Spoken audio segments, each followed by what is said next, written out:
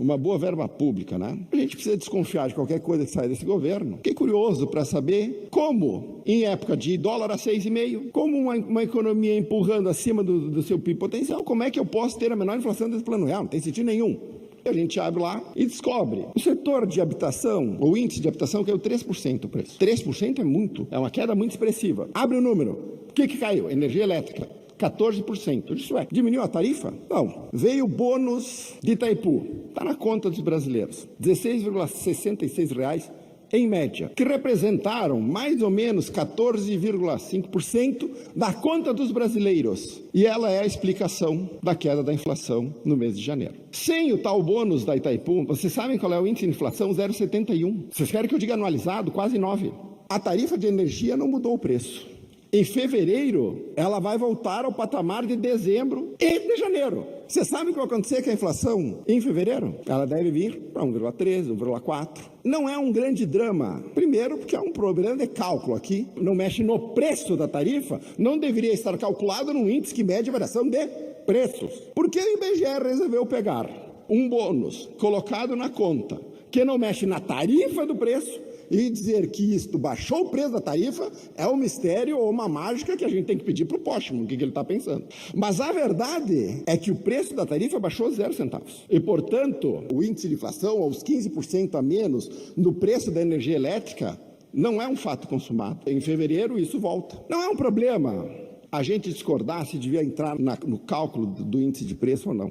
O problema é o governo, sabendo o que aconteceu, divulgar esta mentira para a pessoa comum, para que ela ache que o índice de custo de vida é a caristia que efetivamente está acontecendo, que a deputada Laura Cito bota uma venda nos olhos para não ver, porque quando veio a guerra da Ucrânia, a deputada Laura Cito foi em todos os supermercados e botou ticketzinho: culpa do Bolsonaro, culpa do Bolsonaro, culpa do Bolsonaro. O café que ela botou, culpa do Bolsonaro, 23 está 30. E de quem que é a culpa? Do Bolsonaro.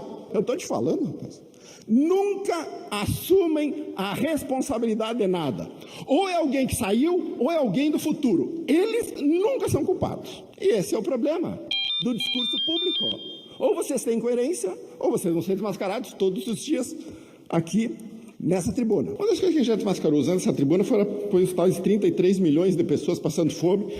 Antes de Lula iniciar, 32 milhões de brasileiros, homens e mulheres, passavam fome. Tirado do Instituto Pensan, que é praticamente uma ONG petista, feito sem nenhuma base metodológica, já destruímos o estudo. Ninguém sério usa esse dado como referência para a fome no Brasil em 2021, a não ser a bancada do PT, que não teve a capacidade de olhar de onde saiu o dado, ver a metodologia e ver que ele é uma fraude escancarada. Aí a gente tem que subir aqui todo dia, dizer que os 33 milhões de pessoas passando fome é uma mentira deslavada, sob qualquer aspecto. Nenhum pesquisador sério que use dados usa do número do Instituto Pensan como fonte, mas eles repetem aqui o tempo inteiro. Aqueles e aquelas que levaram o Brasil a retornar ao mapa da fome, que levaram brasileiros e brasileiras a ir para a fila do osso, imagens que nós vimos e que nos entristeceu. A fila do osso, até hoje, se eu quiser ir no Google, eu pego a fila do osso, ali num bairro de Fortaleza, onde se distribui osso, sei lá, porque cargas d'água se distribui osso lá.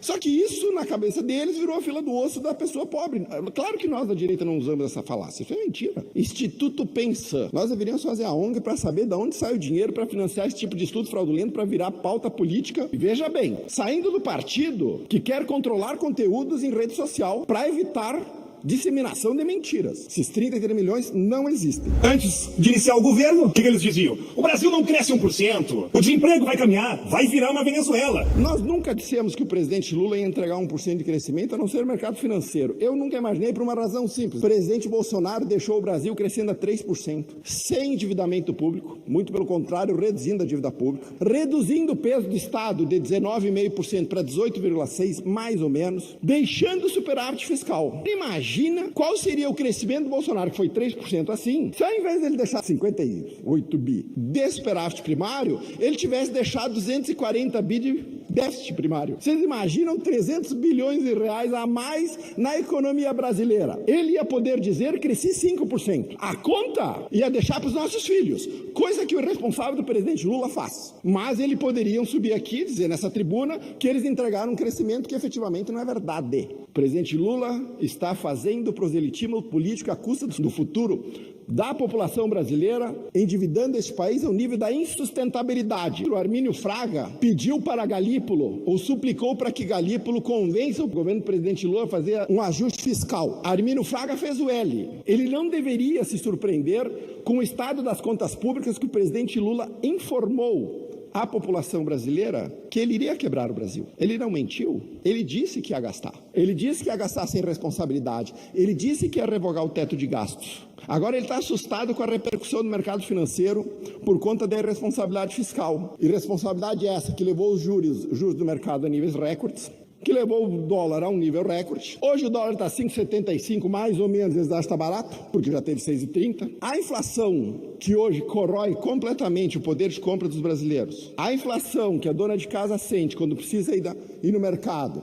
A picanha, que virou miragem. A laranja, que o pobre não consegue mais comprar. O café, inviável para o cidadão comum. Acabou com o cafezinho. Tem traficante já trocando, não vende mais cocaína. Os caras vendem café. O preço do grama está quase a mesma coisa. Tudo isso é culpa de uma política econômica irresponsável que nós denunciamos desde o primeiro dia. Nós não estamos falando dos problemas econômicos no dia 11 de fevereiro. Nós alertamos desde o dia 2 de fevereiro de 2023. Desde o primeiro pronunciamento. É problema. Podem falar, podem mascarar, podem ficar brabo com a reação da extrema-direita, que simplesmente cobra coerência.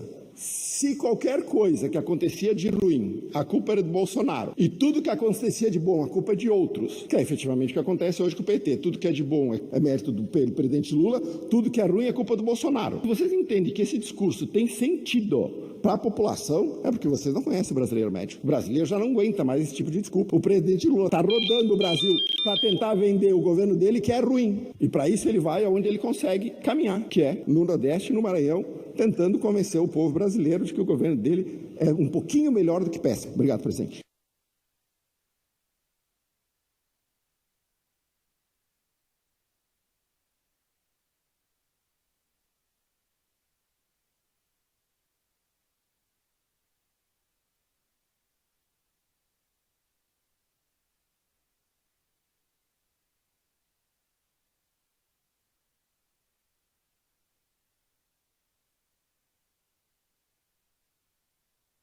Anos avisando o óbvio. O Brasil, com essa política econômica ruim, não tinha muito tempo de vida. A economia ia degringolar. Não precisamos esperar muito tempo para que isso acontecesse. Um terraplanismo econômico, uma política econômica absolutamente catastrófica, levou o dólar a 6,20, um governo torrando 13 bi para tentar segurar o câmbio, e a taxa de juros para título de 2 anos em 15,70. Nenhuma surpresa. O que é surpreendente é o estado de negação completa do governo federal, que não consegue enxergar o erro e o rumo errado e equivocado da política econômica que eles estão implementando. O problema nem é o erro da política econômica se ela não afetasse todos aqueles que, inclusive, não votaram nesse governo, que certamente iria levar o Brasil à bancarrota. Então, logo o presidente saiu do Sírio-Libanês, ele deu uma entrevista fantástica. Falou sobre o acidente dele, falou sobre a condenação pela Lava Jato e falou sobre a economia. Só disse a verdade quando falou sobre o acidente. Presumimos. Quando falou sobre a Lava Jato, ele disse que dava ao general Braga Neto o benefício da presunção da inocência que ele não teve, que é meio estranho. A Lava Jato começou em 13 de março de 2014 e o presidente Lula foi condenado em abril de 2018 para 9 anos de cadeia. O TRF4 reformou a pena, confirmou com 3 votos a 0 para 12. O TJ, em 2019, o presidente Lula já preso, reduziu para 8 anos num placar de 4-0. Sem contar a condenação no sítio de Atibaia, mais 12 anos de cadeia, só em primeira instância. O presidente Lula entende que esse processo de legal que nenhum dos presos do 8 de janeiro tem direito é não ter a presunção da inocência. Ele foi preso na segunda instância. Se ele não tivesse a presunção da inocência, ele tinha que ser preso preventivamente e apodrecido na cadeia, como estão fazendo com os presos de 8 de janeiro.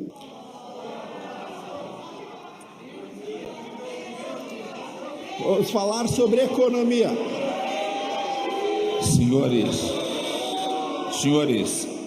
Quando o Lula entra sobre a economia, vocês peguem a pipoca e se preparem para se divertir. Não existe na história do Brasil um cidadão que se arvore tanta autoridade para falar sobre economia que entenda tão pouco. Segundo o presidente Lula da Silva, ninguém nesse país tem mais pontos de habilidade fiscal que eu. Para início de conversa, ele nem sabe que é habilidade. Ele devia estar tentando falar em responsabilidade. O presidente Lula fez a maior expansão fiscal da história do Brasil num primeiro ano de mandato.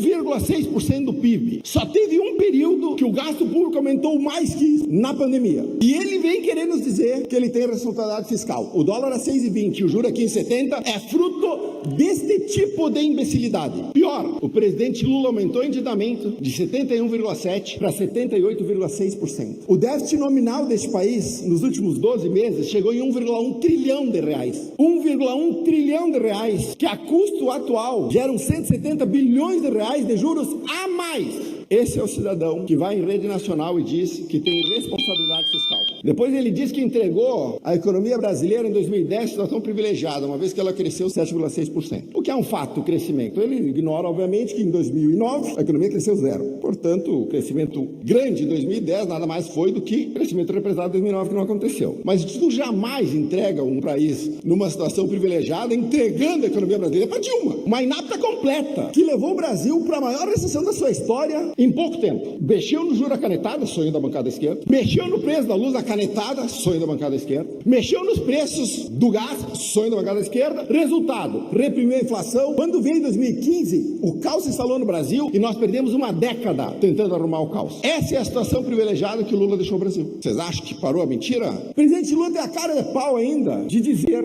que apenas o governo tem que se preocupar com os gastos do governo e não o mercado. Então o senhor avise ao mercado que financia o seu déficit que ele não precisa lhe emprestar dinheiro. Aí o senhor emite em moeda, a inflação vira para 2, 3 dígitos e vocês colapsam a economia de uma vez. Esse é o cidadão que se arvora como autoridade econômica. Presidente Luiz Inácio Lula da Silva. No final, ele diz que não tem nada errado no Brasil. Todo mundo diz que o problema do Brasil é fiscal. Qualquer um que saiba fazer conta de somar sabe que o problema do Brasil é um só, fiscal. Ele diz que não tem nada de problema fiscal, que o único problema do Brasil é o juro a 12,2%, que não tem sentido. Eu tenho que dizer para o presidente Lula que o juro não está 12,2%, o juro está 15,70%, que é quanto o Tesouro pagou hoje para financiar sua dívida. 15,7%. Ontem, o Banco Central, o Tesouro, emitiu NTNBs pagando 8,21%. Você tem dinheiro sobrando? Eu recomendo, como quem conhece alguma coisa de investimento, que vocês comprem NTNBs. Preço bom, 8,21 significa que o teu capital dobra a cada mais ou menos 8 anos. Vocês sabem quantos por cento dos títulos foram vendidos? 20%. O presidente Lula já perdeu para o mercado. O mercado não financia mais este governo irresponsável. Não financia mais, porque este governo vai quebrar o país antes de 2026. Não vai sobrar nada.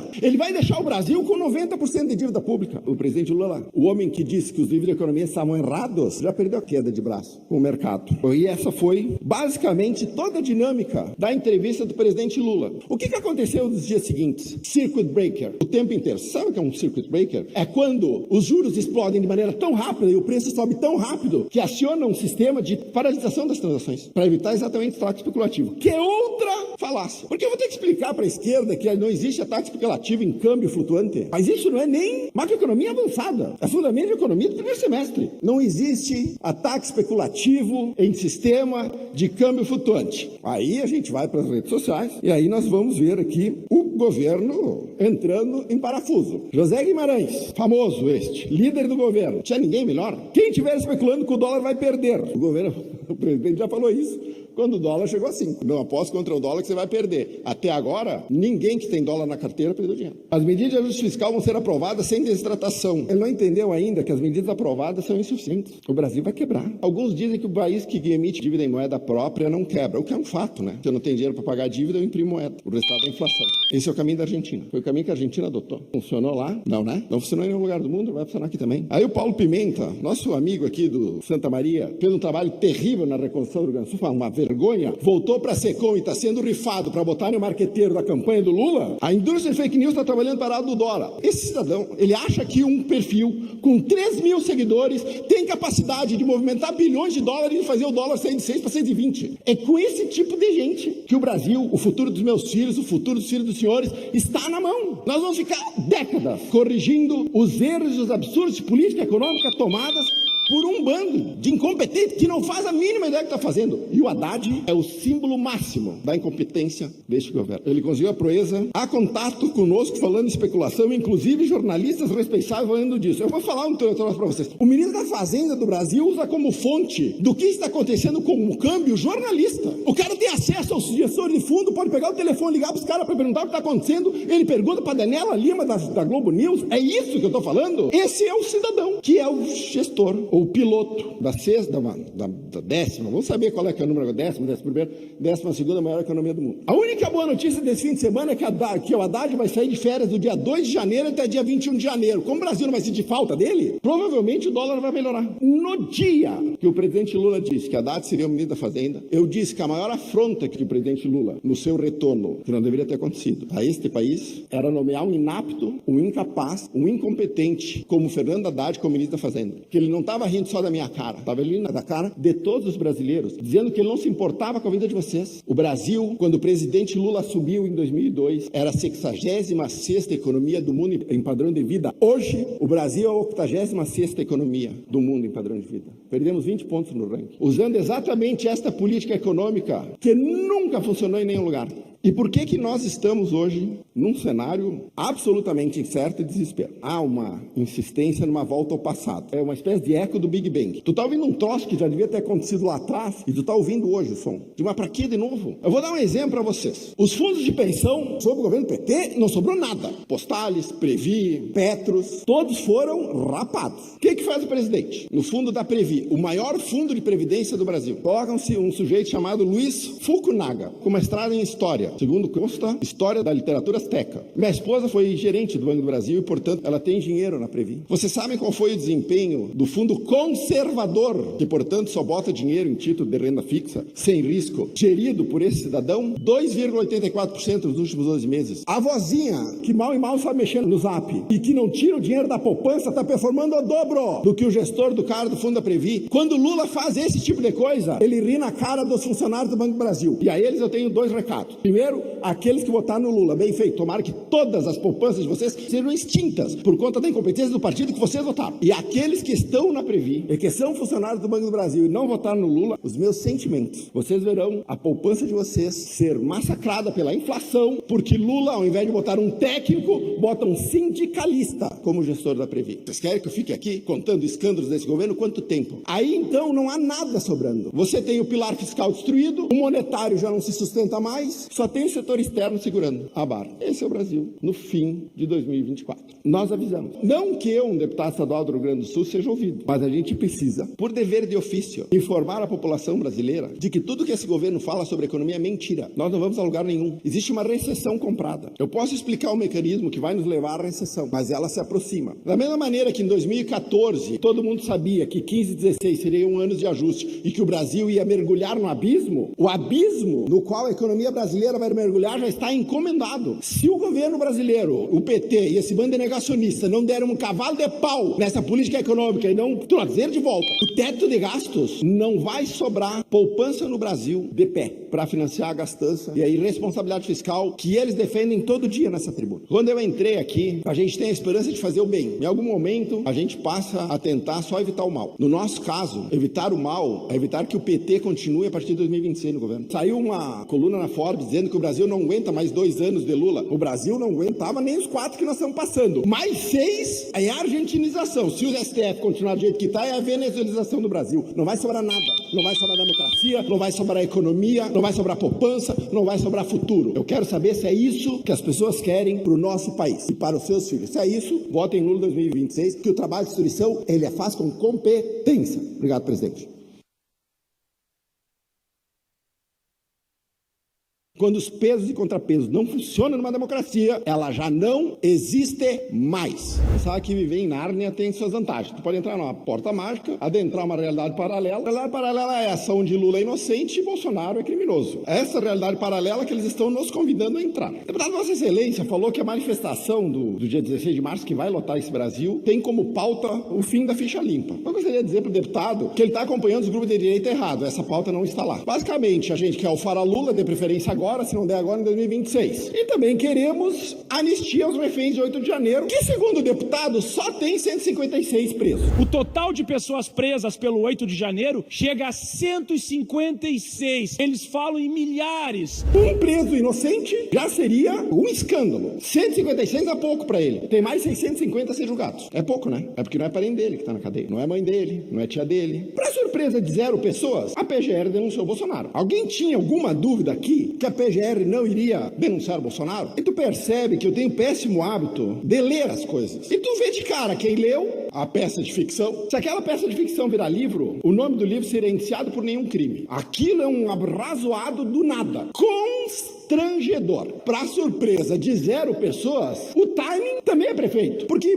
popularidade é 24%. Lula falando que come ovo de pata e que toma álcool ao invés de gasolina. A inflação galopante. Globo pulando da barca. É hora de puxar a carta super trunfo do Bolsonaro para ver se nós desviamos o assunto, para parar de falar do péssimo governo Lula. E consegue ser pior que o da Dilma, porque o da Dilma pelo menos a gente ria. Toda a fala dela era engraçada, tinha memes, a gente pelo menos era feliz e não sabia. Agora nós estamos com o Lula, que é incompetente tanto ou quanto e não tem graça nenhuma. O primeiro problema dessa denúncia é de que a peça central da denúncia é baseada numa única delação de Mauro Cid, preso, atenção, por falsificação de cartão de vacina e coagido pela justiça a fazer a delação premiada sob pena de que, se não o fizesse, o pai e a própria esposa também poderiam ser indiciados. Ele confessou. O Lula teve delação premiada do Marcelo Odebrecht, do Léo Pinheiro, do Palocci, que o Toffoli anulou as penas hoje, do Delcídio Amaral, do João e da Mônica Santana, os marqueteiros que confessaram o Caixa 2. Bolsonaro tem Mauro Cid. Bolsonaro é criminoso, Lula é inocente. Isso é Nárnia. Aquelas 272 páginas de absoluto nada tem uma série de truques ali. Um deles é um jogo de palavras. Por exemplo, um dos indiciamentos, deixa eu achar aqui, liderança de organização criminosa armada. Eu pergunto aos senhores quantos presos ou quem está preso por posse de arma dos 34? Nenhum, porque não existe arma. O que fez o seu Paulo Gonet? Usou arma no genérico, porque um carro na mão de um terrorista é uma arma. Um ferro de passar roupa eu uso para agredir alguém é uma arma. Então uma pedra é uma arma. Ele usou esse troço genérico, botou naquela porcaria das 272 páginas para dizer que o grupo é armado. Este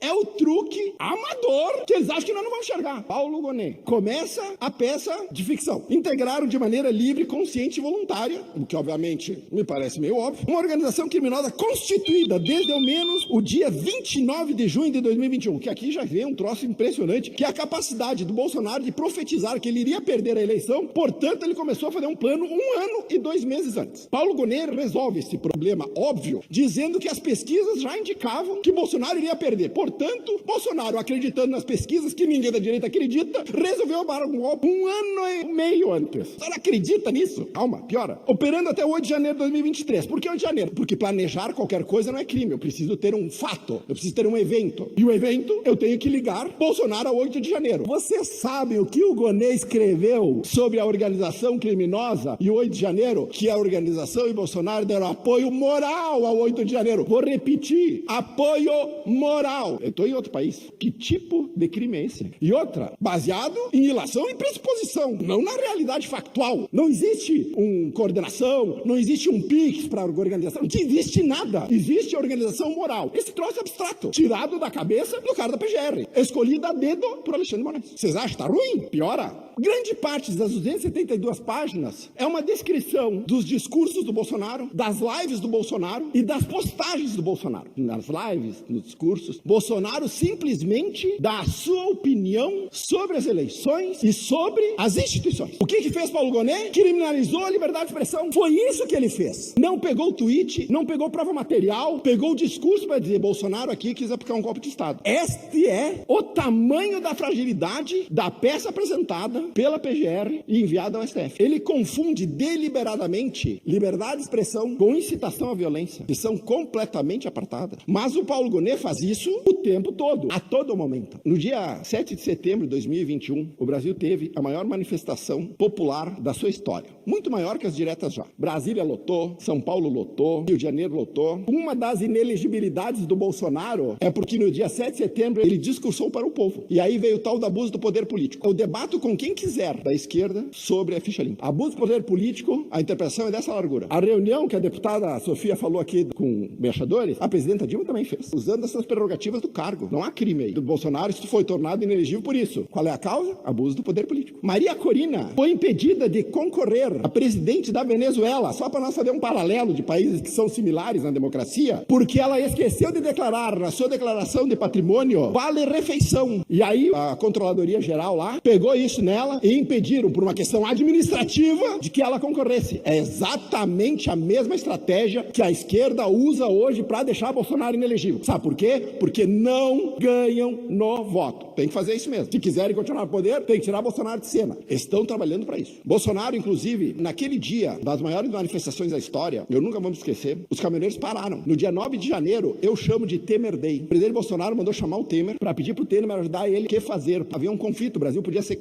flagrado. O Bolsonaro tinha o poder. Se ele dissesse para os caminhoneiros, nós vamos ficar um mês parado, nós ficávamos um mês parado. Bolsonaro podia tocar fogo. Ele não fez. Ele escreveu uma carta de pacificação. Depois da data mágica do Paulo Gonet, onde começou o plano de golpe. Eu sou comandante-chefe do Exército, eu tenho milhões de pessoas na rua, eu tenho os caminhoneiros me apoiando, parando o país, aí eu armo tudo isso aqui para planejar um golpe com os kids preto, que não conseguem executar o assassinato porque faltou o táxi. Vocês entendem como essa narrativa, ela não se sustenta para qualquer um que sabe somar Lé com Cré, qualquer um que consiga dizer o seguinte, não, isso aqui não tem sentido, isso aqui é uma obra de ficção, isso aqui não tem como ser realidade. Mas na ficção do Paulo Gonet, aquela peça, então, o que tu vê lá é um monte de coisa, menos uma peça técnica. Tu vê excesso de discurso político, nenhuma objetividade. Excesso de relações e suposições, nenhuma prova concreta. Não há nenhuma individualização das condutas, nenhuma. Tudo é uma maçaroca, uma organização, sem dizer o que, quem fez o que e o que pretendia. Nada. A narrativa daquele texto é incoerente, não tem nexo causal, tem problemas de cronologia, as conclusões, inclusive, são precipitadas, o que violam a presunção da inocência, porque a própria peça já induz a condenação. Mas se eles efetivamente vencessem no voto, eles não precisariam perseguir Bolsonaro. Eles sabem que eles não ganham no voto. Portanto, Bolsonaro tem que ser caçado, ele tem que ser preso, ele tem que ser tirado de circulação. Ele e qualquer um da direita que ameace esse projeto de poder. Essa é a peça. E é tão verdade que tem problema aqui, que o ministro Alexandre de Moraes rapidamente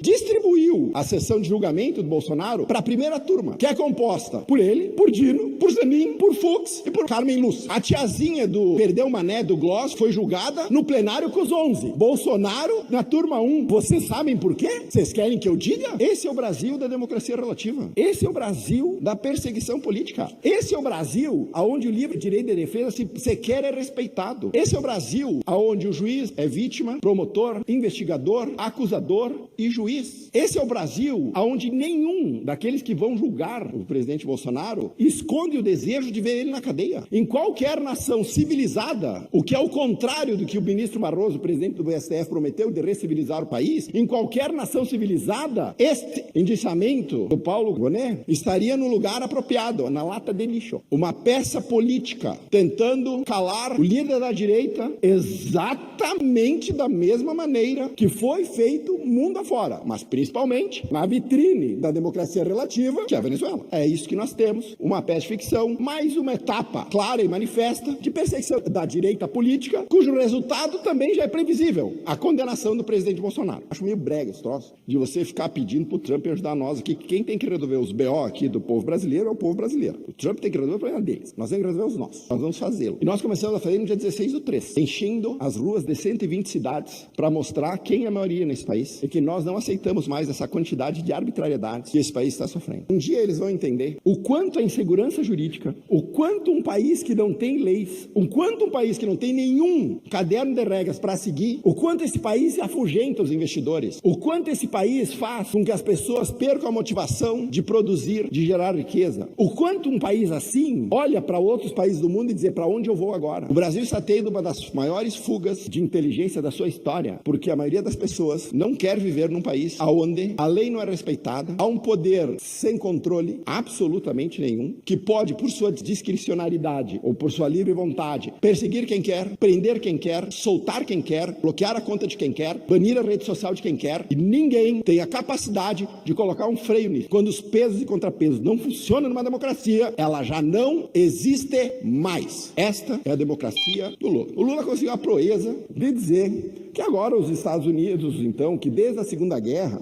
Os Estados Unidos eram um farol da democracia que agora, que como está na mão do Trump, não são mais. O presidente Lula, não sei qual é que é a visão temporal dele. A democracia representativa, essa que eu falo no microfone, que os deputados são eleitos, a primeira delas foi criada em 1776, com a Constituição Americana. Os Estados Unidos, eles não são farol da democracia desde depois da Segunda Guerra, eles são desde que a democracia, como nós conhecemos, existe. E o presidente Lula quer dizer para nós que ele defende a democracia, que não faz ideia do que quer, e que o Trump é uma ameaça para a democracia no mundo. Vocês acreditam? Democracia na boca do presidente Lula é palavra vazia, não tem sentido nenhum. Ele só usa para bravata.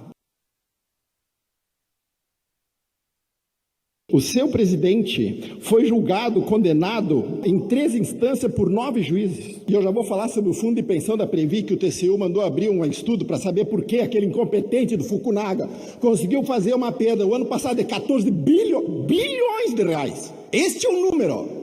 Num fundo de pensão, quando o cara foi nomeado, eu disse: vocês estão de brincadeira que vocês vão botar um sindicalista formado em história para gerir o fundo de pensão depois de tudo que o PT fez com os fundos de pensão em 2015 nesse país.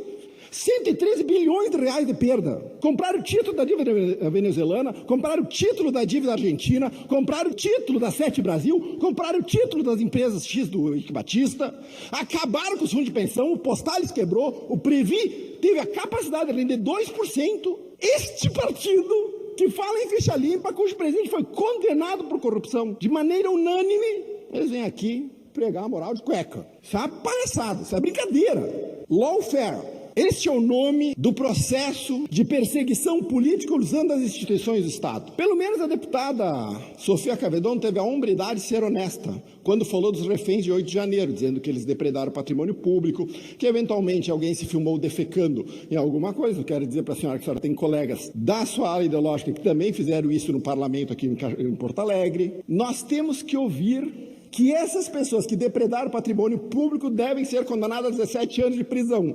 Uma pena maior que o presidente Lula tomou de 9 anos depois do mensalão. O deputado Jefferson Fernandes disse que o presidente Bolsonaro roubou aqui. O deputado Nicolas Ferreira disse que o presidente Lula era ladrão e ele está sendo investigado pela Polícia Federal. O presidente Lula foi condenado por isso. O presidente Bolsonaro, os caras não acharam nada que diga que o presidente Bolsonaro desviou 1 centavo. O presidente Lula ganhou 3 relógios, um deles foi do Gaddafi, e outro que ele ganhou, usa no pulso, custa 80 mil reais. O presidente Bolsonaro está sendo culpado por ter ganho um Rolex e não ter devolvido. O presidente Lula usa o relógio que ele ganhou no pulso, um Piaget de 80 mil. Esta é a lei. Para mim, os rigores. Para Lula, qualquer coisa. Está liberado, ficha limpa, ele e João Vacari Neto, o ardiloso arquiteto dos rombos do fundo de pensão, que hoje ainda tem influência na Petrobras e tem influência na indicação dos gestores de fundo de pensão do Brasil. 2,1% foi o rendimento do fundo de pensão conservador da Previ em 2024, sob gestão do Fukunaga. Vou repetir de novo aos funcionários do Banco do Brasil que votaram no Lula, aos 2 tipos. Os que fizeram L, bem feito. Toda a poupança de vocês vai ser dizimada por um governo que despreza o conhecimento público e põe um incompetente sindicalista para gerir o maior fundo de previdência desse país de quase 240 bilhões de reais. Já os funcionários do Fundo de Previdência da Previ, que são funcionários do Banco do Brasil, que infelizmente não votaram nesse governo incompetente, os meus sentimentos, porque vocês vão ter suas poupanças dizimadas, porque Lula resolveu botar um incompetente, um sindicalista, um companheiro, 14 bilhões. TCU aprova a abertura de auditoria em caráter de urgência sobre a gestão da Previ, do plano 1 da Previ, que acumulou prejuízo de aproximadamente 14 bilhões. É isto que nós estamos discutindo. Outra coisa que eu já falei é que o problema do governo, o problema do presidente Lula é quando ele se comunica. Se o Sidônio Palmeira, chamado para tentar resolver o problema de comunicação e vai fazer o presidente Lula falar em coletiva, eu já vou dizer para vocês que a estratégia está redondamente equivocada. O presidente Lula falou o seguinte: uma das coisas mais importantes para que a gente possa controlar o preço é o próprio povo. Você sabe disso. Se você vai no supermercado aí em Salvador e você desconfia que tal produto está caro, você não compra. Que bom, né? Agora o presidente Lula resolveu ser coach de finanças pessoais. Quando nós tentamos aprovar ensino de finanças pessoais nas escolas públicas, a bancada da esquerda foi contra. Se vocês já leram Pai Rico, Pai Pobre, vocês vão descobrir que o pai rico é o pai de um amigo do autor que ensina para eles como lidar com dinheiro, porque o autor era um pobre e o pai dele não sabia sobre finanças. Vocês sabem dizer quem é o pai pobre da população carente desse país? Quem é o pai rico da população carente desse país? Quem é que é o pai ou quem é que é aquele que ensina a pessoa da periferia como ela lida com dinheiro? Porque eu ensino meus filhos como lida com dinheiro. Não só não tem, como a esquerda tenta vetar qualquer iniciativa de nós ensinarmos a população mais pobre a tomar decisões financeiras inteligentes. O que é impressionante é como nós saímos do brasileiro vai ter picanha passada na farinha com a cervejinha gelada, para se não tiver dinheiro e tiver caro, você não compra. Eu já estou rezando em inglês, para ver se a bênção cai em dólar, porque com esse câmbio, do jeito que está, não dá mais para aguentar. Se nós deixarmos o PT continuar com esta pegada, se nós deixarmos o PT continuar acabando com 5,80, eles acham que é barato. Tem gente que vive no mundo, o mundo da fantasia. O governo está preocupado com a repercussão do custo do alimento, porque o custo de vida no Brasil subiu muito. Os alimentos subiram quase 10%. A Black Friday, o item mais vendido na Black Friday foi comida. Tinha anúncio parcelando a picanha. O Luiz Marinho já deu a sugestão de trocar alface por chicória.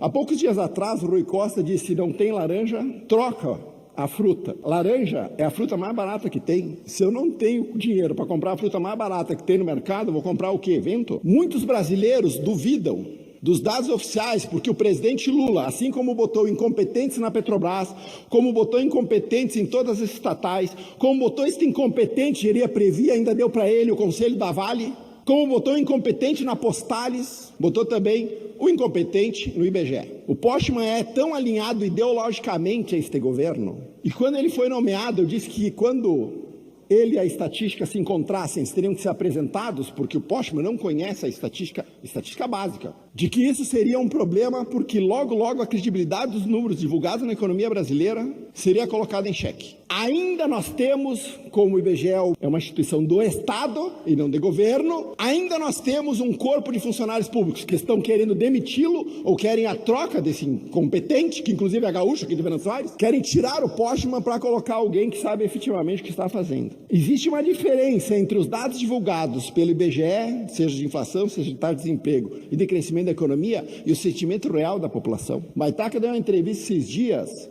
na GZH dizendo qual é a quantidade de shows que ele teve cancelados nos últimos dois meses, mais de 300. Perguntaram, mas por quê? Diz que porque a pessoa não tem dinheiro. Esta é a realidade que a economia brasileira e que o povo brasileiro e que a população brasileira hoje sente muito a questão do custo de vida causado por uma política econômica que não tem absolutamente nenhuma chance de dar certo. Esta política econômica é falha, ela é ruim e ela provoca exatamente isto: a perda de poder aquisitivo, principalmente da classe social que o PT jura de pé junto que defende.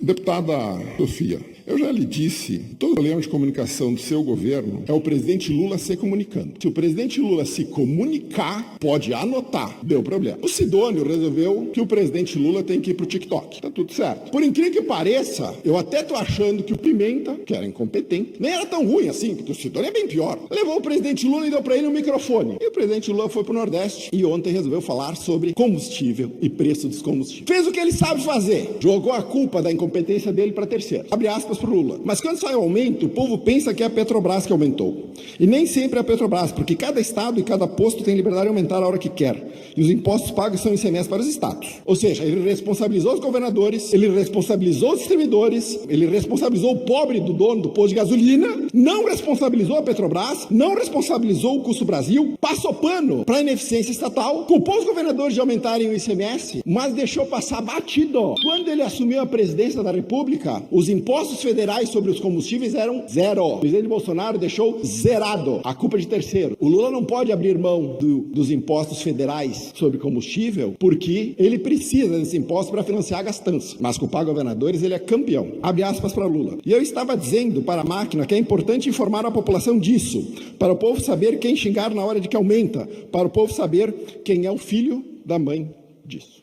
De cada R$100 que vai para o tanque de combustível do consumidor, R$36 ficam com a Petrobras, R$11 fica com o governo federal, R$23 ficam com os governos estaduais, R$28 ficam com os intermediários, e os intermediários aqui, até onde eu sei, a gasolina não se teletransporta da Petrobras para o tanque do combustível do carro. Ela precisa de transporte, ela precisa pegar na refinaria, levar até o posto de gasolina, alguém tem que abastecer o carro, porque no Brasil é obrigado todo posto a ter frentista, não existe autoatendimento em posto de gasolina no Brasil. Esses intermediários ficam com R$28 e apenas R$2 é lucro deles. E o presidente Lula diz que o problema da gasolina não é a Petrobras incompetente, não é o governo federal perdulário, é o pobre do empresário que põe o dinheiro dele para fazer um posto de gasolina, para botar uma distribuidora de combustível e que carrega todo o ônus. Discurso populista e rasteiro. Não apresentou uma única proposta para resolver o problema do combustível. Aliás, não apresentou nenhuma proposta como redução de impostos federais. Mas ele não pode reduzir impostos federais porque ele está com as contas públicas em petição de miséria.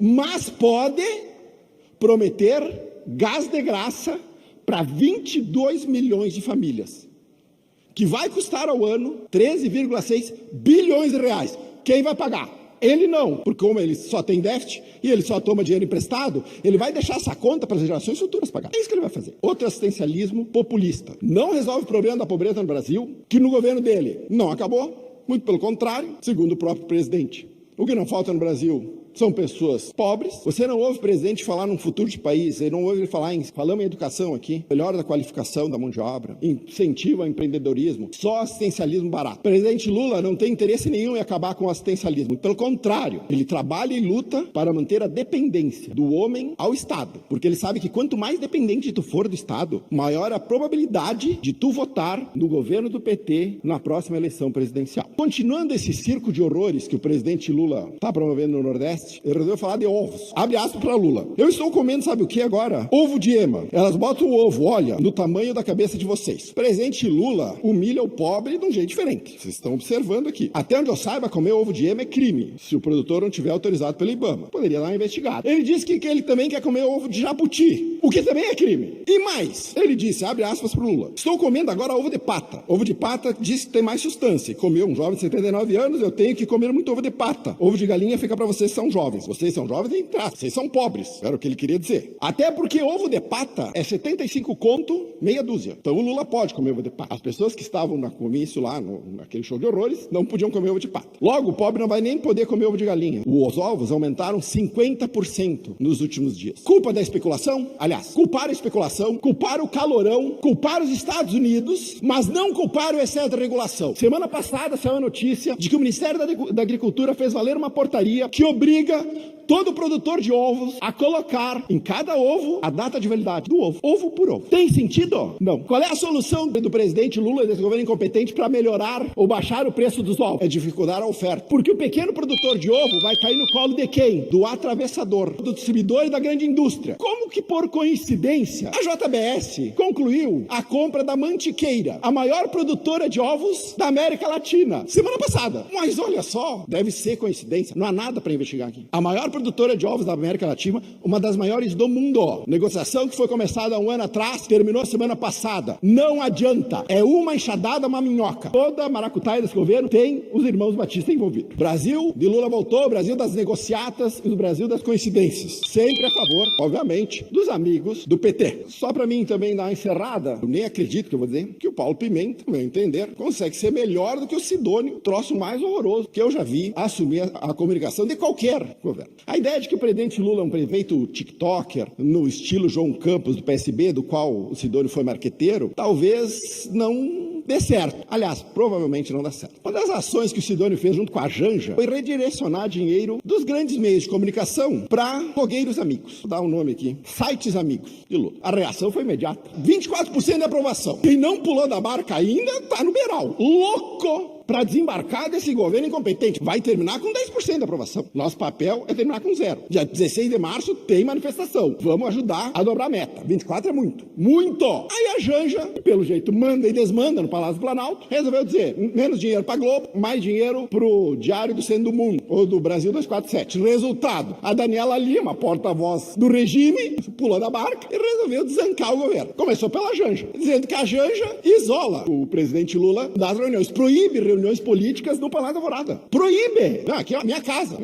Bem típico de petista, pegar a coisa pública e dizer que é dele. E aí, o presidente Lula está esperado, já viajar, para poder fazer reuniões políticas. O Cacai, que é um dos caras do Prerrogativas, lá um advogado do Prerrogativas, também disse que o presidente Lula está isolado. E quase disse, não usou essa palavra, mas sequestrado. A responsável pelo isolamento é Janja. Eu até acho, sinceramente, que pro PT é bom isolar o presidente Lula, porque quando ele vem a público e fala, você já vira o desastre, né? Fala de ovo, de pata, terceiriza a culpa, fala, a senhora lá que não tem dente, tem 50 anos, então não tem vergonha de ser desdentada. Eu já falei que o Lula humilha o pobre de uma maneira diferente. Continuando essa, digamos, expose do governo PT, a Daniela Lima falou da reunião fatídica que começou a derrocada da popularidade desse governo, que foi a reunião do corte de gastos, onde se decidiu também anunciar isenção de imposto de renda para quem ganha até 5 mil reais. O Haddad foi contra. O Sidônio convenceu de que esse era o caminho. E o Lula comprou a versão do Sidônio. Quando ficou decidido que iam divulgar os 5 mil reais, o Haddad pediu para todo mundo sair da sala que ele tinha que fazer uma conferência ou uma audiência com o presidente. Ficaram na sala Lula, Galípolo e Haddad. E pediu para o Galípolo dizer para o presidente o que ia acontecer. E segundo a Daniela Lima, o Galípolo avisou o presidente que o dólar ia passar de 6 reais. Eu já sabia que o Haddad era incompetente, incapaz, mas não sabia que ele era covarde e cagueta. Só tinha 3 na sala e a Daniela Lima sabia o que estava sendo falado lá. O Haddad realmente é o símbolo do governo petista. Perdido, covarde, incompetente e cagueta.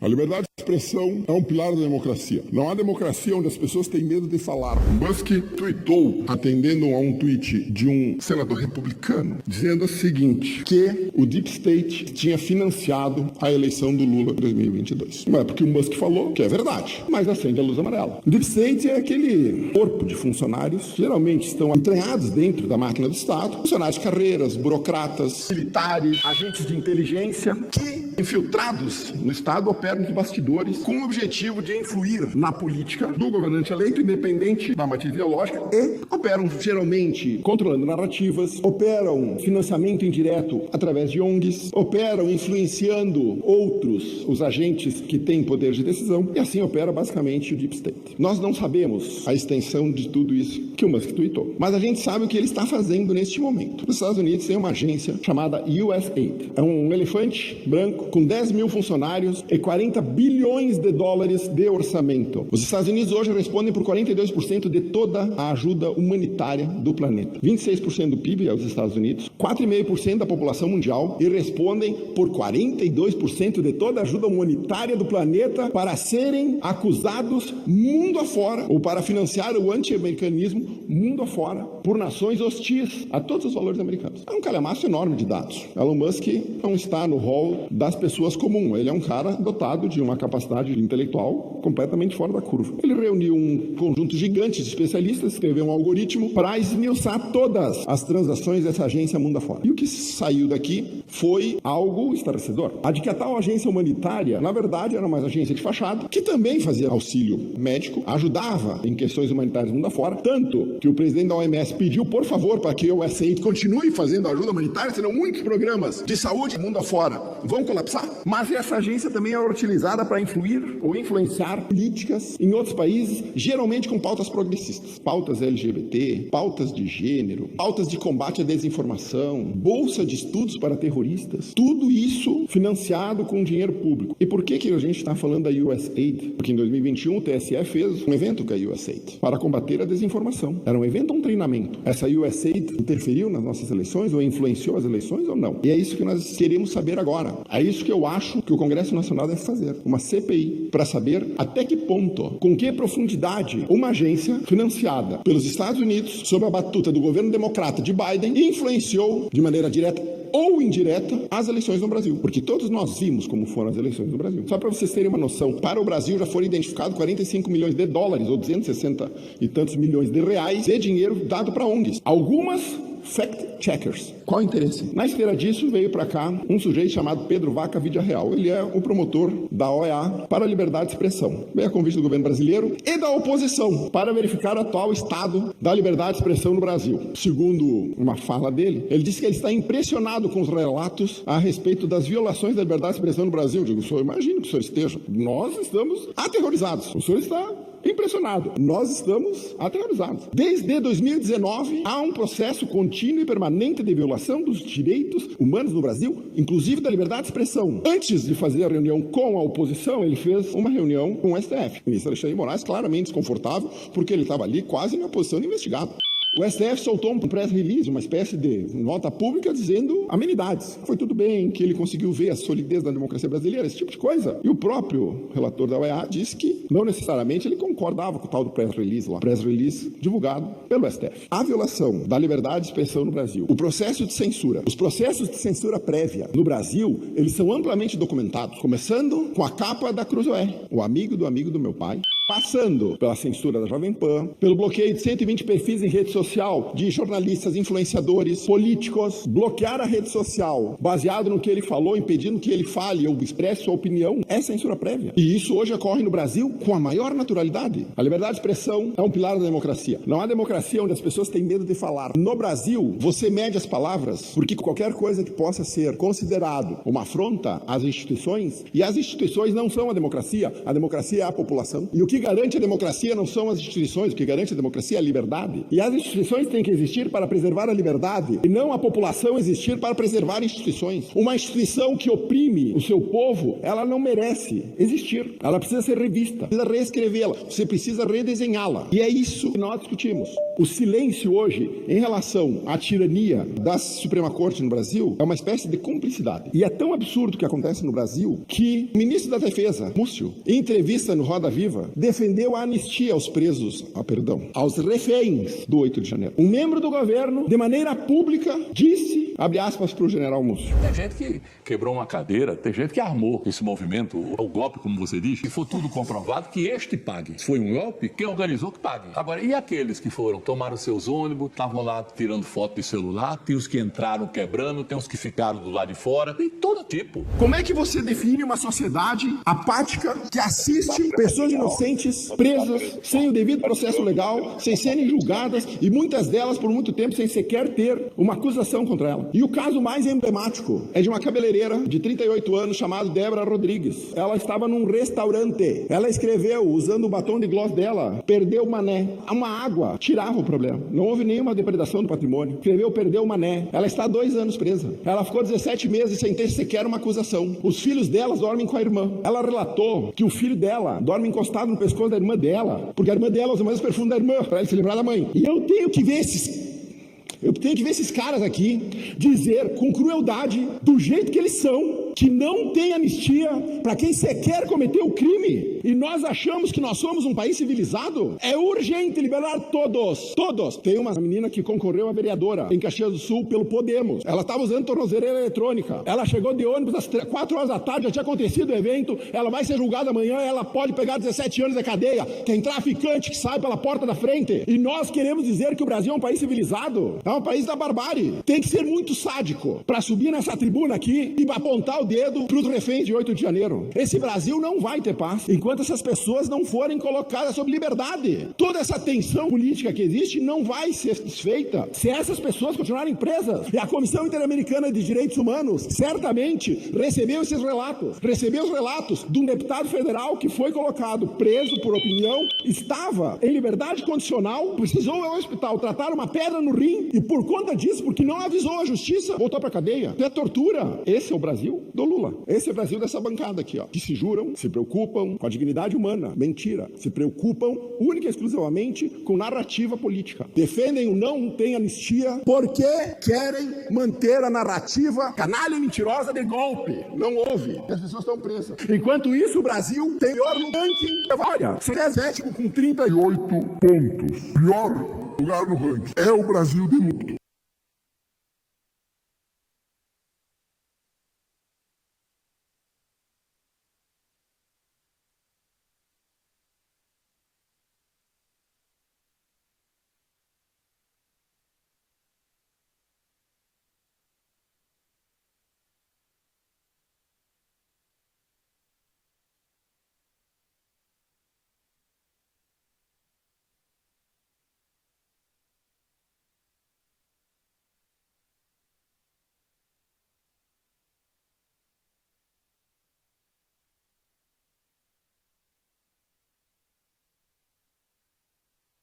não, terrorismo, por terror? Não, mas a mesma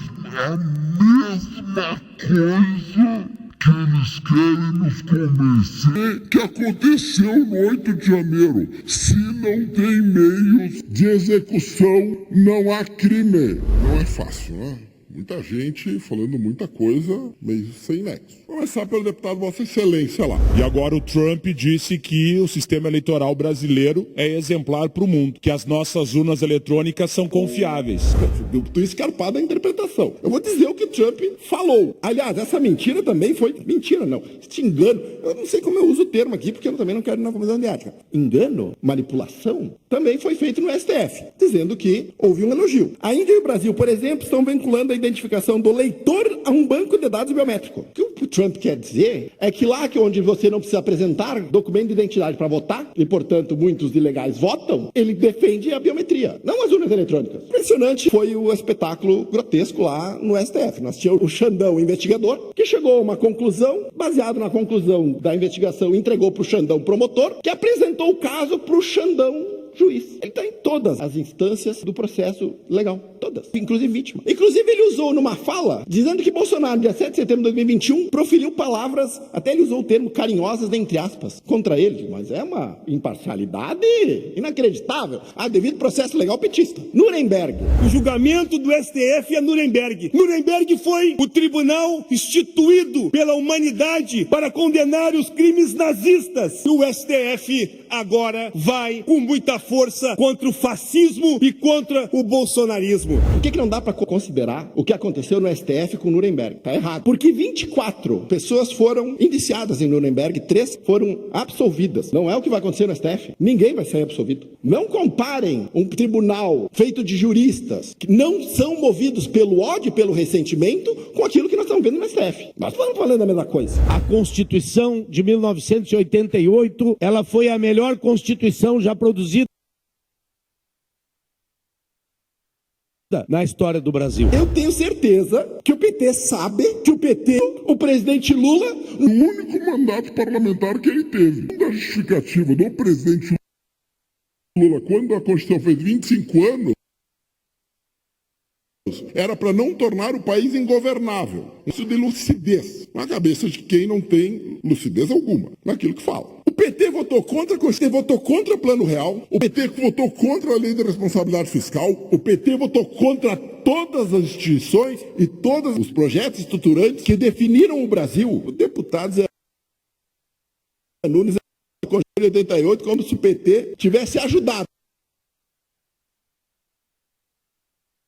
a construir. Eu nem tenho uma opinião tão favorável à nossa Constituição, acho ela um livro horroroso, mal escrito, que legisla sobre tudo, dá uma interpretação ampla e pior, é uma Constituição positiva. Tu só faz se eu deixo. As grandes constituições, elas não são feitas para dizer o que o cidadão pode fazer. A Constituição real, aquela legítima, é aquela que diz o que o Estado não pode fazer. A nossa Constituição está errada. A nossa Constituição é uma Constituição proibitiva. A nossa Constituição começou a condenar o Brasil a ser um país classe média a vida toda. Então eu nem sou tão fã da Constituição. O que eu não posso deixar o deputado Zé Nunes exaltar uma Constituição no qual eles votaram contra. O deputado Halley falou sobre barra de ferro. Não é pelo batom, é pela barra de ferro que atingiu a cabeça da policial militar Marcela Silva. Que bom que o senhor falou no singular, uma barra. Eu quero dizer para vocês que uma barra de ferro contra dezenas de armas de fogo não deveria ser algo perigoso. Mas, segundo eles, é a prova cabal da tentativa de golpe de Estado. Imaginem que eu resolva derrubar um avião. Aí eu pego uma espingarda, vou no pátio da minha casa, miro um avião e atiro. É meio impossível, né? Que eu derrube um avião. Concordamos? Tem sentido eu ser condenado por terrorismo? Por tentativa de derrubada de avião? Não, mas é a mesma coisa que eles querem nos convencer que aconteceu no 8 de janeiro. Se não tem meios de execução, não há crime. Exatamente isso que eles querem nos vender. Velhinha de 71 anos, condenada a 14 anos, eles querem dizer que esta pessoa é um perigo ao Estado Democrático de Direito que tem o monopólio das armas. Pode fazer o duplo, twist, carpado, retórico lá. Os 24% dos caras que aprovam esse governo incompetente aqui, talvez eles caiam nessa ladainha. Mas qualquer pessoa que tenha 2 neurônios e que esteja do domínio amplo das suas faculdades mentais, sabe que isso é uma narrativa que não para de pé. Então eu entendo quando eles falam pra bolha, mas a bolha não vai eleger o PT em 2026. Quem vai eleger o presidente em 2026 vai ser o centro, e o centro sabe que esta narrativa não para em pé. O centro democrático sabe que Débora Rodrigues é uma vítima de uma perseguição política, porque eu preciso do 8 de janeiro para poder dizer que houve uma tentativa de golpe, para poder prender ou tornar inelegível Jair Messias Bolsonaro. Eu entendo que eles têm medo de Bolsonaro. Tem que ter mesmo. O cara arrasta a multidão. O cara entra no avião, senta no primeiro assento do avião, todo mundo vai lá bater foto, ninguém vai. Eu convido o presidente Lula a fazer a mesma experiência. O presidente Lula, com 8 anos no poder, ele nunca teve um problema na vida. Não teve um atentado, nunca teve uma violência, nada praticada contra ele. Diferente do presidente Bolsonaro, que tem uma tentativa de assassinato documentada, que tem sequelas até hoje, inclusive, por alguém da esquerda. Isso sim é um atentado à democracia. A injustiça é escancarada?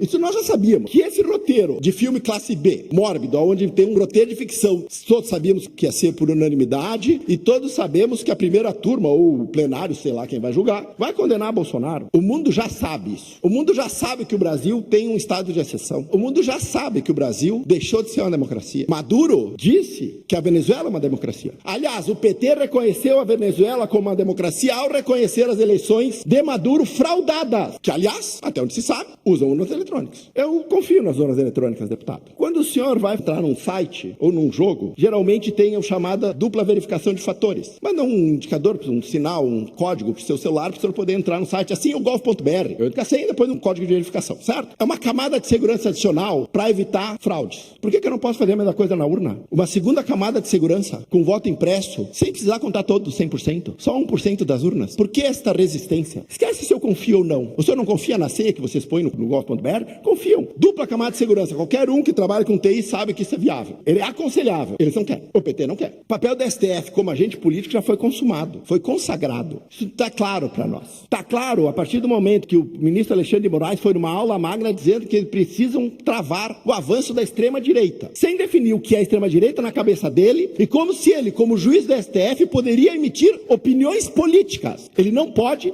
o senhor sabe que ele não pode, deputado Halles, o senhor é um jurista, mas ele o faz. E se ele o faz, ele é agente político. E se ele é agente político, ele não pode julgar. Mas ele não só julga, como é exaltado nessa tribuna pela bancada esquerda. Em 2026, nós temos uma dúvida. Não sei se o presidente Lula vai concorrer ou não. Está na capa da gaita. Lúcido ele já não está. É só ter o microfone para o presidente para ver que lucidez passou longe. É a última chance do PT permanecer no poder. Nós desenvolvemos a liderança. Nós temos o Tarcísio aqui. Nunca abandonarei Bolsonaro. Eu só tenho 3 opções: Jair Messias e Bolsonaro. Mas se não dá para ser ele, então que seja Tarcísio. E se não for Tarcísio, vai ser Nicolas, vai ser Ratinho. A direita não falta líderes. Faltam líderes para a esquerda. E depois, como a esquerda não criou mais lideranças, uma vez que eles precisam recorrer a Gleisi Hoffmann, a Lindenberg, sei lá quem mais eles recorrem. Esse tipo de gente. Nós, a direita, vamos criar uma dinastia em sequência no poder deste país. E nós vamos desfazer todas essas injustiças e vamos botar o Brasil na rota do desenvolvimento. Que eles tiraram. Eu acabei de escrever um livro chamado Mínimo sobre Liberalismo. Eu vou dizer que a inspiração do livro foi o deputado Zé Nunes, que chamava os liberais de neoliberais radicais, ou neoliberais fundamentalistas. Eu vou escrever um livro, vou lhe dar de presente. Escrevi o livro. O próximo livro que eu vou escrever vai chamar O Flagelo do Brasil, que é uma homenagem a Lula. E vou explicar no livro como a política econômica que eles defendem aqui nessa tribuna nos condenou a um estado estacionário em termos de renda, que não permite que a população brasileira prospere. Mas o PT vai sair do governo. O PT vai sair do poder. E nós mudaremos os rumos desse país.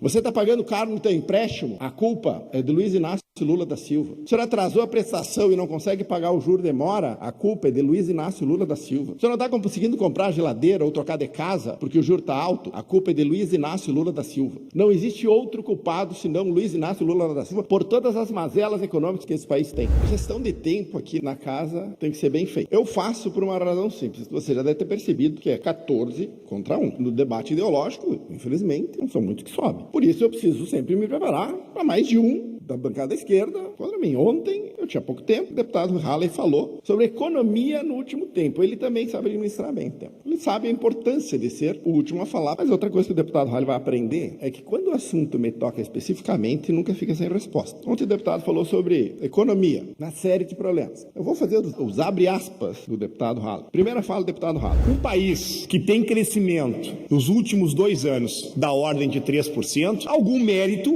há de ter. Aqui o deputado Halley tenta trazer um mérito ao crescimento de 3,4% do governo Lula. Eu acho que é mais fácil explicar através de analogias. Analogias ajudam pessoas que não entendem profundamente um tema a compreender mais ou menos o que a gente está tentando falar. O Brasil, com a Dilma, era um Boeing em queda livre. Uma pilota maluca, sem preparo, que ia fazer o Brasil se esborrachar, não ia ter sobreviventes. Tiramos aquele piloto maluco da cadeira de piloto, colocamos Temer. Quando um avião está em queda livre, a primeira coisa que tu tem que fazer é ele parar de cair. E foi isso que Temer fez. Fez algumas reformas, aprovou o teto de gasto. Aquela queda livre, que foi uma queda vertiginosa e acelerada, de repente o avião parou de cair. Estabilizou. Quando o Temer entregou para Bolsonaro, o crescimento era de 1%. Bolsonaro sentou na cadeira do piloto e empinou o avião para cima, para que o Brasil voltasse a ganhar altura. No meio do caminho teve uma turbulência severa. 2020, a pandemia severa o suficiente para fazer que aquele avião, de novo, pudesse se esborrachar no chão. Como o copiloto era Paulo Guedes, conseguimos atravessar. Quando em 2022 o presidente Bolsonaro entregou ao presidente Lula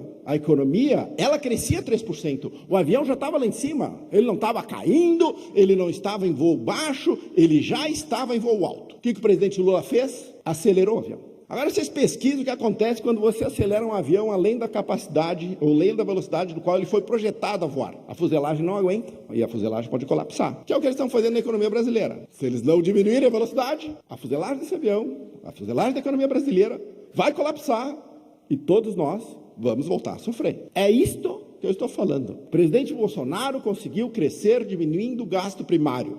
O presidente Lula só consegue crescer empurrando o gasto primário. Outra fala, deputado Halley. Houve, nos últimos 2 anos, um crescimento de geração de empregos. 3.400.000 empregos. Primeiro tem um erro no número aqui, que é 4,4. Segundo o CAGED. É um crescimento para baixo. Cresceu para baixo. Uma coisa impressionante. Eles nunca vão me ouvir falar que nos 2 últimos anos do governo do presidente Bolsonaro, o crescimento do emprego, o Bolsonaro gerou 12,1 milhões de emprego. 3 vezes o crescimento de emprego do Lula nos primeiros 2 anos. Você sabe por que eu não falo de 12,1 milhões? Porque 9 milhões foram gerados em 2021. É a recuperação do emprego em 2020. Isso é desonestidade intelectual. Eu não sou desonesto. É por isso que eu não uso e não jogo na cara deles os 12,1 milhões. Mas eu posso jogar o crescimento da geração de emprego do presidente Bolsonaro em 2022, 3,6 milhões. Bolsonaro criou de empregos em 2022 o que Lula precisou de quase 2 anos para criar. E eles acham que está tudo certo. Deputado Halley. Vossa Excelência oscila no seu liberalismo. Ora defende o setor produtivo, as indústrias, ora defende o mercado, a especulação. Isso aqui é a falsa dicotomia. Mercado financeiro e o mercado de produção real não são concorrentes, eles são complementares. O deputado Halley é advogado. Eu nunca li um livro de um jurista sobre teses jurídicas ou teoria do direito. Também não espero, então, que o deputado Halley tenha lido algum autor liberal. Eu sempre tentei fugir do viés da confirmação. Portanto, eu leio autores de esquerda, de economia. Eu não vou querer que o deputado Halley leia os austríacos, Adam Smith ou qualquer coisa que o valha. O que ele não pode falar é sobre liberalismo comigo. Ele não sabe do que ele está falando. Não há nenhum problema de você colocar lado a lado o mercado financeiro e o mercado produtivo. A defesa da liberdade é a defesa principal dos liberais e a defesa da liberdade econômica ainda mais. Continua o deputado Halley. Vossa Excelência fala da taxa de juros, mas no seu discurso parece que o senhor diz, não, mas é inevitável, tem que ter para segurar a economia. A taxa de juros alta, ela só serve para o rentismo. Primeiro, preciso dizer para o deputado Halley que a taxa de juros é o preço do dinheiro no tempo. Portanto, Se o juro é caro no Brasil, é culpa do governo. Poupança baixa, demanda por dinheiro alta, taxa de juros alta. A culpa do juro hoje é do presidente Luiz Inácio Lula da Silva. Não é do Banco Central, é dele. O Banco Central aumentou a taxa de juros para 14,25% e deu guidance de mais 0,5% na próxima reunião, deve chegar a 15%. 15% é a taxa Selic de 2006. Quem é o responsável? Luiz Inácio Lula da Silva. Você está pagando caro no teu empréstimo? A culpa é de Luiz Inácio Lula da Silva. O senhor atrasou a prestação e não consegue pagar o juro demora? A culpa é de Luiz Inácio Lula da Silva. O senhor não está conseguindo comprar geladeira ou trocar de casa porque o juro está alto? A culpa é de Luiz Inácio Lula da Silva. Não existe outro culpado senão Luiz Inácio Lula da Silva por todas as mazelas econômicas que esse país tem. E ele não vai fugir dessa responsabilidade e nós não vamos deixar. Subir juros para segurar a inflação é um ponto pacífico na teoria econômica. Todos os países emergentes, todos os países ricos utilizam esse instrumento. Eles gostariam de medidas heterodoxas. Semana passada fez aniversário uma medida heterodoxa para segurar a inflação, o confisco de Collor. É da linha de pensamento deles. Se eles fossem ministros da Economia em 1990, eles teriam confiscado a poupança como Collor fez. Terraplanistas econômicos. Se eles acham que eles vão enganar a população de novo, tirem o cavalo da chuva. Outra fala. Que no governo Bolsonaro teve queda de produção e teve queda de empregos no setor automobilístico. E eu já disse para o senhor que o nosso governo recupera esse setor. O PT tem um fetiche que eu não consigo entender pela indústria automobilística. Deve ser porque o Lula trabalhou na ABC, foi sindicalista lá. Então na cabeça dele só existe uma indústria no planeta.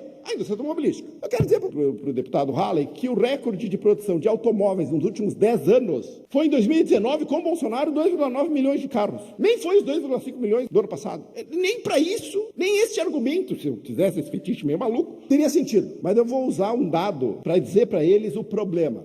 Vocês sabem quantos carros o Brasil produziu em 2013? Na véspera da tragédia de Dilma, 3,7 milhões. Isso exemplifica como o terraplanismo econômico condena uma nação à miséria. Em 2013, os brasileiros compraram 3,7 milhões de carros. Em 2024, 2,5 milhões. Quase 35% a menos. Vocês sabem por que nós compramos menos carros hoje? Por causa do desastre econômico causado por esta política econômica terrível, que não tem a mínima chance de dar certo, que eles insistem em implementar o Brasil. Eu não preciso nem buscar dados em nenhum lugar. Eu só preciso pegar os dados do setor que eles tanto amam. Continuou o deputado Halley. Isso é economia real. Isso não é a especulação do mercado financeiro. O deputado Halley diz que o aumento da produção de automóveis é economia real, que significa que a indústria automobilística está investindo. Ele falou um monte de número de investimento, que é investimento da indústria automobilística nos próximos 10 anos. A indústria automobilística está fazendo a transição do motor a combustão para o motor elétrico. Em todo mundo, os investimentos da indústria automobilística estão crescendo. No Brasil é igual. Aí eles acham que é grande coisa. Quando o presidente Bolsonaro assumiu, a taxa de investimento brasileiro era de 15%. Quando ele saiu, era 17,8%. E o ano passado foi de 17%. Significa o seguinte, quando você pega as pessoas que acreditavam no futuro do Brasil, elas acreditavam no futuro do Brasil com Bolsonaro mais do que acreditam no futuro do Brasil com esse presidente competente. Se vocês acham que o setor produtivo acredita no presidente Lula, eu vou dar outro dado. Vocês sabem quantas empresas abriram capital na Bolsa de Valores brasileira nos primeiros 2 anos do presidente Lula? Nenhuma! Zero! Vocês sabem quantas empresas abriram capital quando o presidente Bolsonaro estava no comando do país? 79, quase 20 por ano. Só isso já mostra a diferença entre a gestão econômica de quem sabe o que está fazendo, desse desastre anunciado, que é a gestão econômica desse bando incompetente. Se o mercado de capitais fosse tão problemático, o Afeganistão era a potência econômica, porque lá não tem mercado de capitais, não tem o especulador malvadão, assim como na Eritreia, na Etiópia, no Congo. Eles preferem estar em países que gostam de ser explorados, como os Estados Unidos, Hong Kong, Singapura, União Europeia, Coreia do Sul. Qual grupo de país vocês querem? Com o mercado de capitais desenvolvido ou o grupo de países que eles sonham que nós integremos, que é o grupo de países onde o capital não existe? Aí a última fala do deputado Halley. Vocês viram que foi uma metralhadora giratória, né? Ou o senhor faz política, setor produtivo, que gera emprego, que paga impostos, ou o senhor faz defesa aqui para o mercado financeiro, os especuladores, que não geram um emprego. Eu falo que eles têm a visão infantilizada, a economia é isso. Eu gostaria de dizer para o deputado Halley que é o mercado financeiro que financia investimento. que é o mercado financeiro que financia o capital de giro das empresas, é o mercado financeiro que financia o consumo. O partido dele é o partido do endividamento. Só sabe endividar as famílias. Alguém só consegue tomar dívida se outro lado alguém poupa, para poder emprestar para quem toma dívida. No meio do caminho entre quem poupa e quem toma dívida está o mercado financeiro, que segundo eles é um problema. Ele gostaria que fizesse como isso? Que as pessoas fizessem transferência como? Se encontrando numa praça? Quando o deputado Halley faz esse tipo de afirmação, a gente já vê de cara que ele nunca abriu uma empresa, nunca botou capital de giro, não sabe como é que funciona e a importância do mercado de capitais para isso. Uma das coisas que ele fala é de que o presidente Bolsonaro era o presidente dos rentistas. Vou trazer um dado aqui, acho que é importante a gente falar. Você sabe qual é que foi a taxa de juros real média dos 8 anos do presidente Lula? 8,6%. Vocês sabem qual foi a taxa de juros real média dos 6 anos catastróficos da presidenta Dilma? 5,06%. Vocês sabem qual foi a taxa de juros média real, acima da inflação, de Temer? 4,15%. Vocês sabem quanto foi de Bolsonaro? 2,02%. Vocês sabem por que a população conseguia pagar 2,2% de taxa de juros real e financiar o carro com taxa de juros de 1%? Porque não tinha um governo gastador, incompetente, perdulário, terraplanista no comando da economia. E eles vêm querer dar como isenção no imposto de renda, como a salvação dos pobres do Brasil, um descontinho no imposto de renda que equivale a uma parcelinha mequetrefe do Bolsa Família. O presidente Lula matou a inovação no Brasil. A maior empresa brasileira é uma estatal, é a Petrobras, vale 90 bilhões de dólares. Vocês sabem qual é a segunda maior empresa brasileira? É o Nubank, vale 56 bilhões de dólares. Vale mais que a Vale, vale mais que o Itaú. Você sabe por que o Nubank vale 56 bilhões de dólares? Porque ele abriu capital na Nasdaq, ele não abriu capital no Brasil. Você sabe quanto vale o maior banco digital do Brasil? Que é o Banco Inter, 1 bilhão de dólares. 56 é Nubank, 1 bilhão de dólares do Banco Inter. Vocês escolham que mundo vocês querem. O mundo onde as empresas têm um valor e gerem riqueza e desenvolvimento e inovação, ou esse mundo que eles querem nos convidar a entrar, o mundo onde nós somos condenados à miséria perpétua, a essa classe média medíocre, assim, a esta renda medíocre que não permite que a gente possa dar aos nossos filhos uma visão de futuro, ou um país de futuro de verdade. Devo responder para o deputado Halley para ele começar a se acostumar que ele estar no último lugar, no último tempo de fala, não vai salvar ele de ouvir as verdades.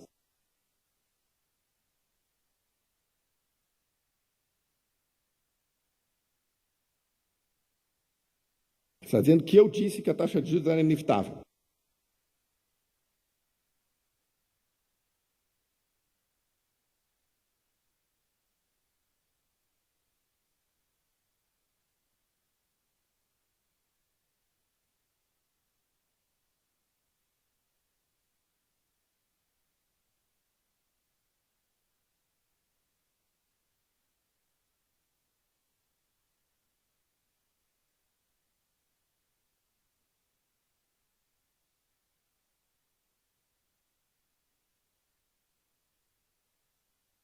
Só pra te lembrar, vida só existe uma, Jeep só existe um.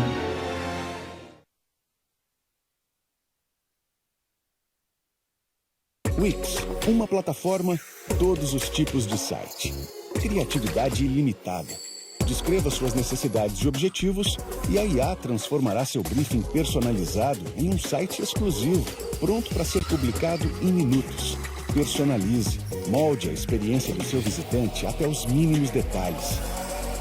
Monitore, meça e gerencie todas as atividades do seu site em um só lugar. Brasileiros num esquema de corrupção desde 2019. Esta era a narrativa. Agora vamos usar os fatos. Fato 1. Convênios entre associações, sindicatos e o INSS existem desde a década de 90. A CONTAG, um dos sindicatos afastados ou investigados no esquema de corrupção, tem convênio com o SUS ou com o INSS desde 1994. Em 2010, o Globo já denunciava a contribuição compulsória feita na conta de aposentados sem que eles soubessem para o dinheiro ir parar basicamente em caixas de sindicato. Contribuição compulsória nos moldes do imposto sindical que o governo Lula defende que os trabalhadores das empresas privadas também paguem. Quando você quer saber quem está por trás de determinado esquema, existe uma expressão chamada follow the money. Siga o dinheiro. Quem lucra, manda. E os beneficiários deste esquema foram basicamente sindicatos. E no Brasil, invariavelmente, sindicatos são ligados aos partidos trabalhadores. Um deles, o Sindinap,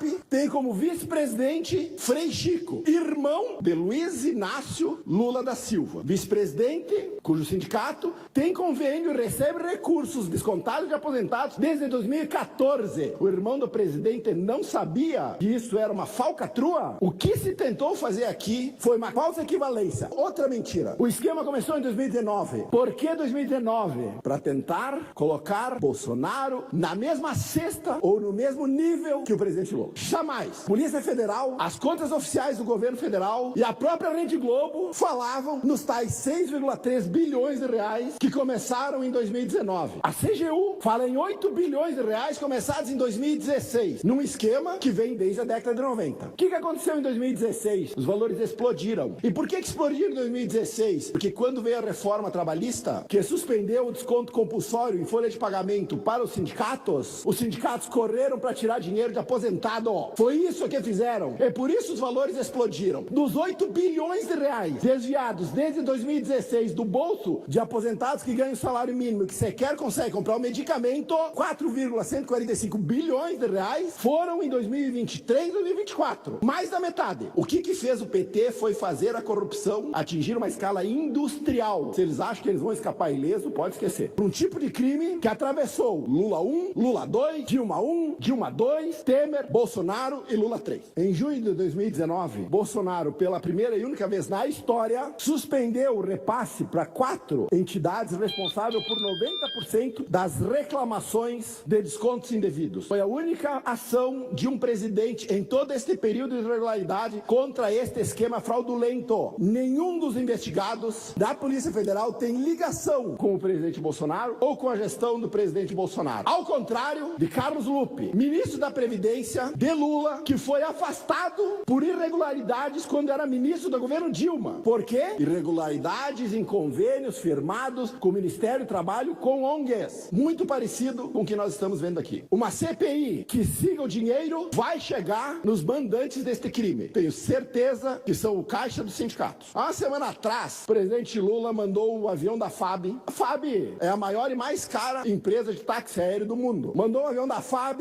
ir ao Peru buscar Nardini, esposa do ex-presidente Holanda do Peru, condenada a 15 anos por corrupção, que recebia malas de dólares em sua casa. A FAB foi lá buscar ela porque o Brasil concedeu asilo. A desculpa, causas humanitárias. Não foi dado esta desculpa para botar Clesão em prisão domiciliar. Ele morreu na prisão. Um governo que finge combater a corrupção num país que já tem corruptos demais andando impunemente. Importar corruptos do Peru não ajuda no combate à corrupção. Já que nós estamos falando em humanidade, o presidente Bolsonaro recebeu uma intimação na UTI. Se alguém tem alguma dúvida sobre o sadismo e a crueldade desses que comandam o Brasil hoje, assistam a imagem da oficial de justiça entregando ao presidente Bolsonaro uma intimação na UTI. A pressão dele subiu na hora. Hoje, os exames indicam piora nas suas condições clínicas e hepáticas. O STF divulgou uma notinha dizendo que se tinha como fazer live, então tinha como receber intimação. É outra falsa equivalência. Porque se alguém não sabe a diferença entre eu conversar com familiares e eu receber uma intimação da Polícia Federal ou da Justiça, é porque essa pessoa não tem absolutamente nenhum senso de realidade. Pois bem, a violência no Brasil virou institucional e com requintes de crueldade. Segunda-feira, Luiz Cláudio, filho mais velho de Luiz Inácio Lula da Silva, fez uma postagem no X mostrando uma foto de 5 animais e de Bolsonaro, dizendo que Bolsonaro, assim como dos animais, se fingia de morto para não ser pego. Chama-se